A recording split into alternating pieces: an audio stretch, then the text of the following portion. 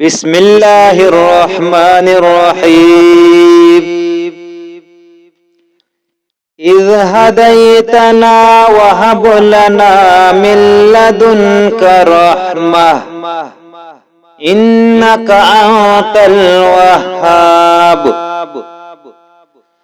ربنا إنك جامع الناس ليوم لا ريب فيه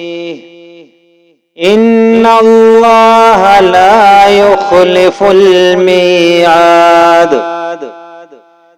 إن الذين كفروا لن تغني عنهم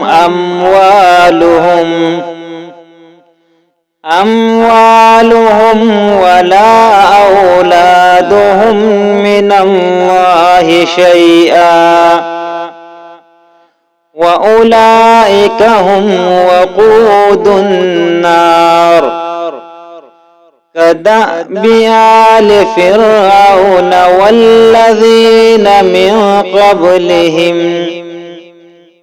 كذبوا بآياتنا فأخذهم الله بذنوبهم والله شديد العقاب قل للذين كفروا ستغلبون وتحشرون إلى جهنم وبئس المهاد قد كان لكم آية في فئتين التقتا فئة تقاتل في سبيل الله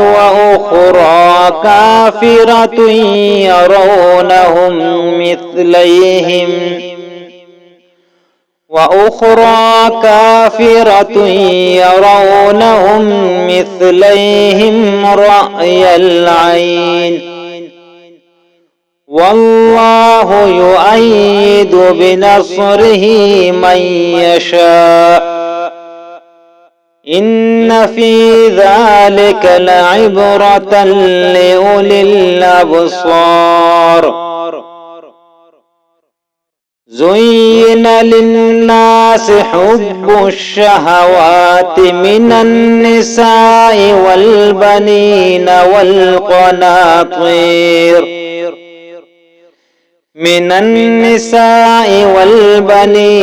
والقناطير المقنطرة من الذهب والفضة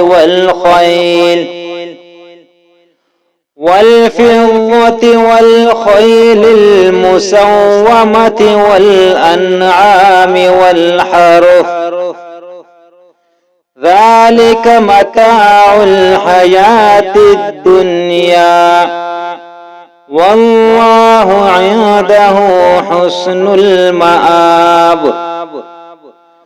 قل أنبئكم بخير من ذلكم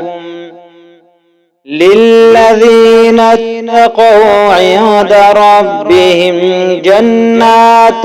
تجري من تحتها الأنهار خالدين فيها وأزواج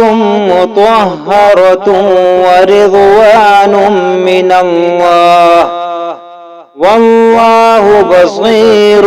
بالعباد الذين يقولون ربنا إننا آمنا فاغفر لنا ذنوبنا وقنا عذاب النار الصابرين والصادقين والقانتين والمنفقين والمستغفرين بالأسحار شهد الله أنه لا إله إلا هو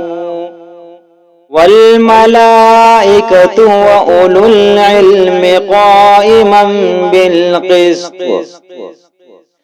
لا إله إلا هو العزيز الحكيم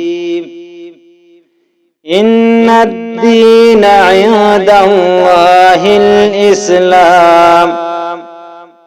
وما اختلف الذين أوتوا الكتاب إلا من بعد ما جاءهم العلم بغيا بينهم ومن يكفر بآيات الله فإن الله سريع الحساب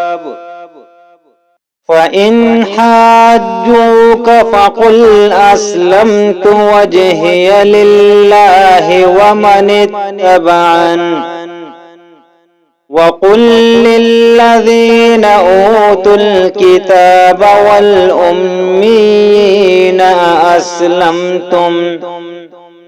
فإن أسلموا فقد اهتدوا وإن تولوا فإنما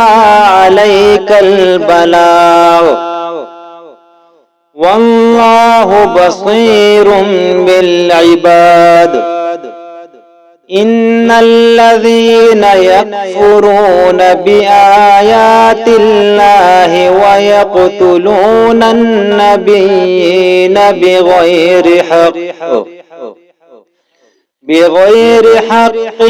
ويقتلون الذين يأمرون بالقسط من الناس فبشرهم بعذاب أليم أولئك الذين حبطت أعمالهم في الدنيا والآخرة وما لهم من ناصرين ألم تر إلى الذين أوتوا نصيبا من الكتاب يدعون إلى كتاب الله ليحكم بينهم ثم يتولى فريق منهم وهم معرضون ذلك بأنهم قالوا لن